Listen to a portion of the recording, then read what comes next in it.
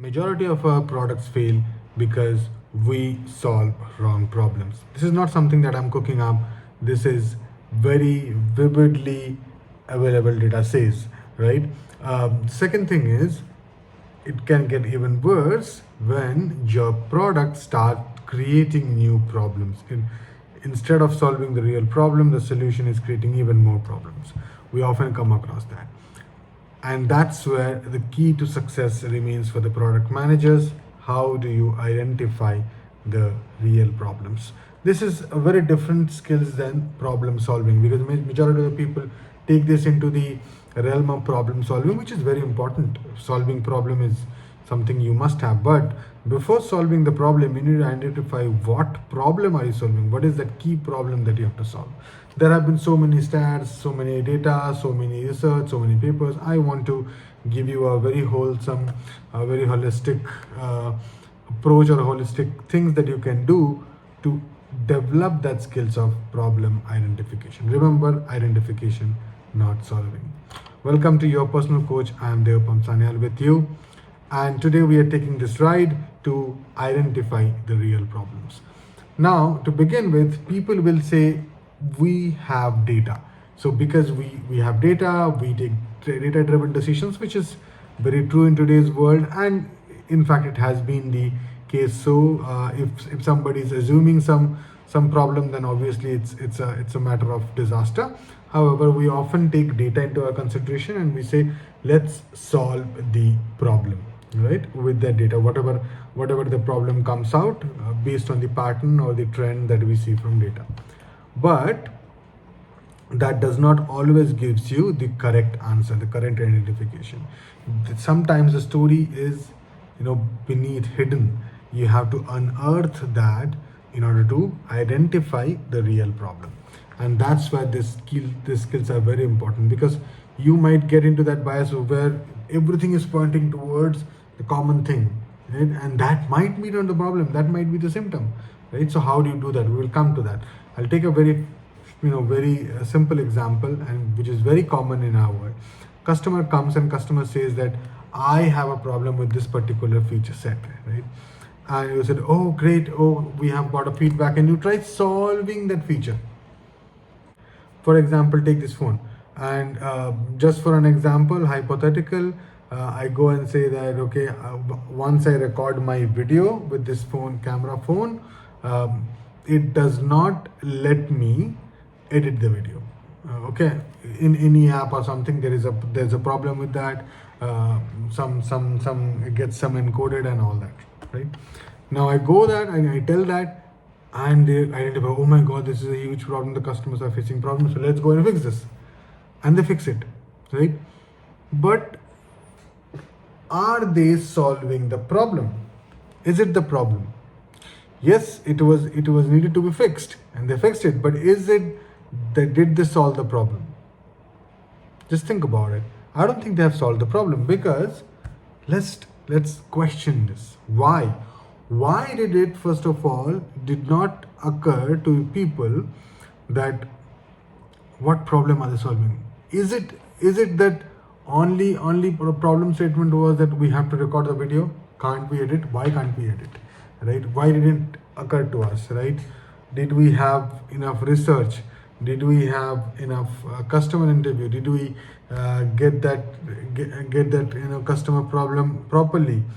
Did we train our people properly to engage in this engagement? Probably they will find out, okay, we do not have we do have the technology, but it's very difficult to implement it with our architectural infrastructure that we have.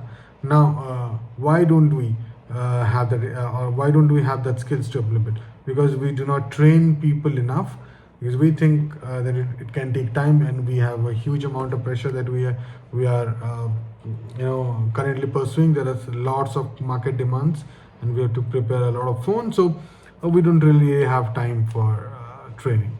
So the problem is in training, right? If we train people well, if we understand people, help them develop their skill sets, right, that would reflect in understanding the customer better, and we will not have such problems. Because today you solve the problem, maybe tomorrow there will be some other problem. So just for an example, I don't think any mobile device or any camera would be that where they do not have the edit feature,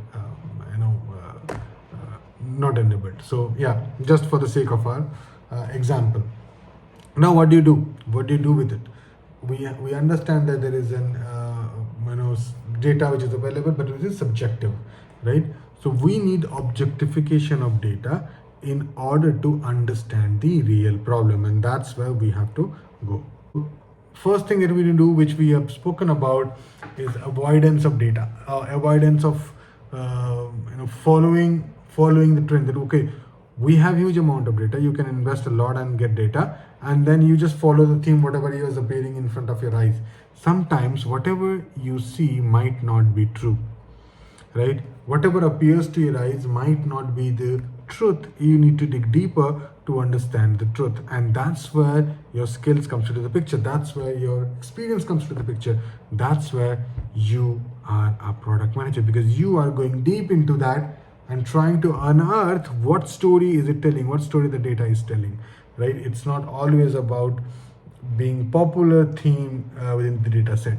Yeah, now that's where you have to go dive deep into the surface. That's the second thing, or the second aspect of your honing of your skills that you have to do. So deep dive. All right, now that would require, so when you are going deep, what do you know, what do you understand there? You have to increase your horizon. That's the third thing, right? Because in order to understand a specific thing, you have to understand the entirety of it. For example, I'll give you an example. If you have to understand a person's behavior, right? You have to understand the environment of that person. Where is he living? What is the context around it, right? How has been. So if you go to any, for example, counselor, before they'll never pass judgment on you, right? So what they'll try to understand, they will, in order to dig deeper into your case, they will try to increase their horizon, broaden their viewpoint about the environment that you are in, right? What has been, how has been your childhood, how has been these patterns, and so on and so forth. To understand you deep, you need to broaden your horizon. Similarly, to understand the specific details of the story, specific details of the problem, you have to broaden your horizon, see things around it, understand, establish the context around it. Otherwise, it will not make sense. This will take you to somewhere else where where you probably do not want to go, right?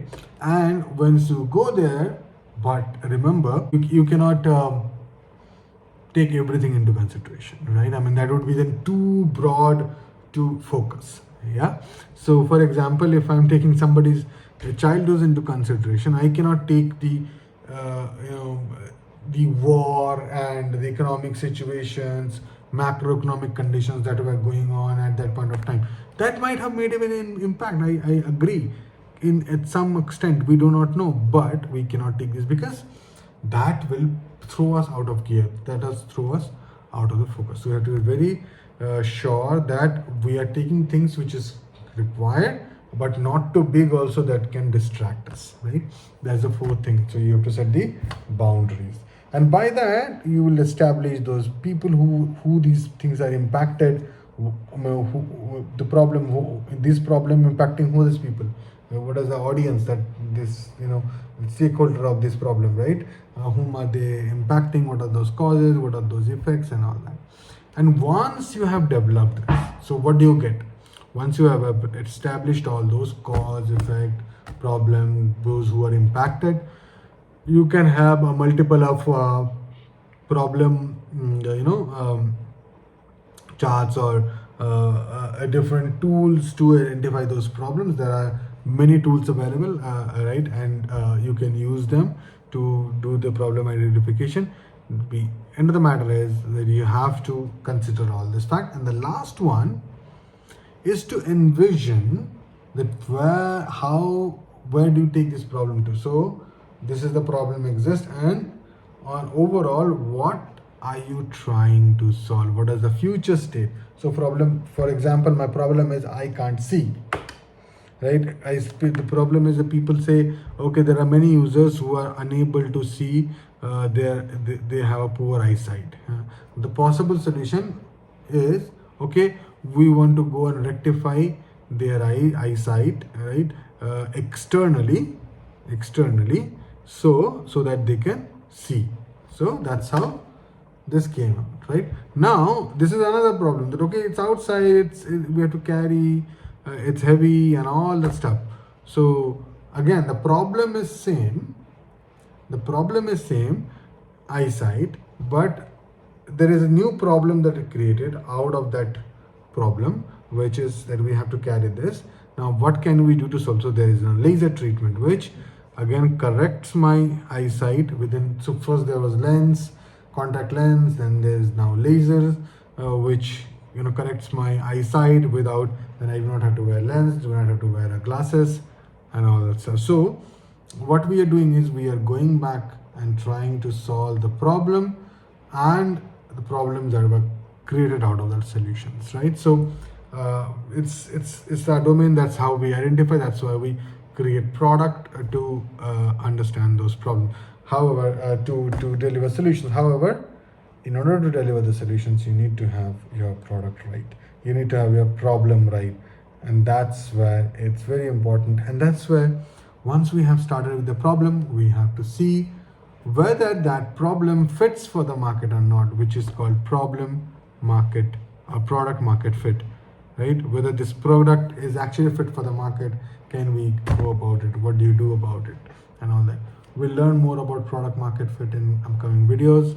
Till then, I hope this will help you to understand the problem identifications. Whenever you are seeing something, try questioning, use the techniques like 5 whys to go in deep into this, that why is this happening, what is that symptom. 5 whys is a very common example, very common tool which is being used, which is generally used, but you have to have the principles. This is a tool. The principles will be to try to dig deeper, have a wide horizon to understand the context, the environment, set these boundaries, and identify the cause and effects. I hope that helps, and please put your comments below. Please subscribe to this channel if you want to listen more, and thank you so much. I shall see you soon.